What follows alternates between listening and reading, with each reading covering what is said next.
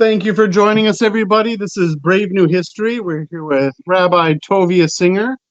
Thank you for joining us. Thanks for having me. So, maybe we'll get right into it. Zechariah, and where people see Jesus in there, right? So we see like there's the branch, and the branch, obviously, it's messianic, and Jesus. I don't know how we get this part, Jesus rising. I don't know if that's in there, but Joshua and Jesus, it's really the same name. What's going on there? This is sad. This is really sad. I know it's a crazy way to start an interview, but my heart goes out to Christians because they do believe in the Bible, the Hebrew Bible, and they don't study Hebrew. So they're utterly reliant on weird translations that are very frequently corrupt. And even if a translation weren't corrupt, a translation is always a commentary, especially when translating two different families of language. In this case, Hebrew to English or Hebrew to Greek. It doesn't make a difference. It's a nightmare. All right, let's clear everything up. The Yehoshua found in Zechariah is a very popular fellow, but he's not Jesus. His name is Yehoshua. He could be Yeshua as well. That's a truncated name. It would be our equivalent of the name Joshua or Josh. And he was the high priest when the second temple was being built. There were two key figures who come from Babylon to the land of Israel to build the second temple during the, as it turns out, during that time was during the Persian Empire. So his name, the high priest, his name was Yehoshua. His father's name was Yehotzadok. Now that name Yehotzadok probably won't mean anything to most of the viewers.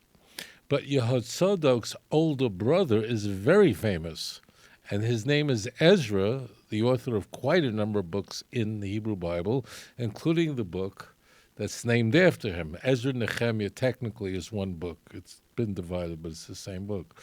So it's Yehoshua ben Yehotzadok in Zechariah chapter 6, verse 11. But let's get really nutty, if we may. What's really nutty is that in the Septuagint, in Zechariah 6, verse 11, it is rendered as Isus, which means Jesus. I'm not kidding. So this Joshua, Yehoshua, here is translated as, not as Joshua in the Septuagint, but as Jesus. In fact, if you go to what's called if you don't read Greek, it's not a problem. You can actually open up an English translation of the Septuagint, and which is usually called the LXE. And you'll see it's Jesus there, but it's a different word for Yehoshua in Joshua chapter 1, verse 1, which is, of course, a very different person. So Yehoshua ben Yehotzadok is not the Jesus of Christianity. They lived about 500 years apart. The context, why is the crown being put on his head? So just so everyone know. So there's a problem that arises at the time. In fact, my name Tovia only appears in a couple of passages in the entire Bible. This is one of the chapters. What happens is men from Babylon bring money to Israel, kind of like what happens now is Jews from afar don't want to donate money to Israel, especially now because they're building the second temple. So the question came up, do we accept money from Brooklyn, Babylon, see? And the answer was yes, but they would take the gold and fashion into two crowns. One would go on Yehoshua ben Yehotzadok, and the other would go on the head of Zerubbabel. Zerubbabel was the partner. Zerubbabel literally means seated in Babylon. He was of the Davidic dynasty, but he was not a king. He was not a king. But he partnered with Yehoshua to build the second temple. So you have two people, Yehoshua, Ben Yehoshua. It's not Jesus.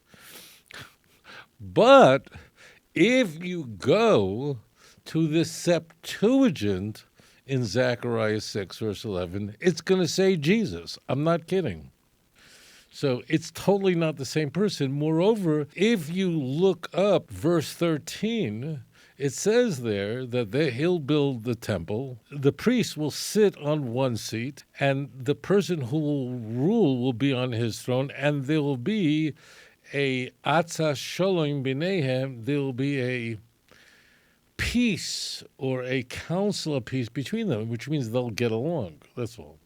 Now, it's okay if someone wants to say that, look, Zerubbabel was not a king, but he was of Davidic dynasty, and the Messiah will be a descendant of him, which he will be, and this is a picture of the future.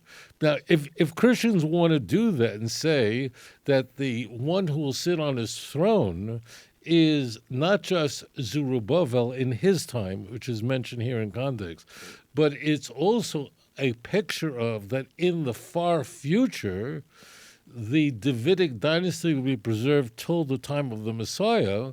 They get themselves into all kinds of problems.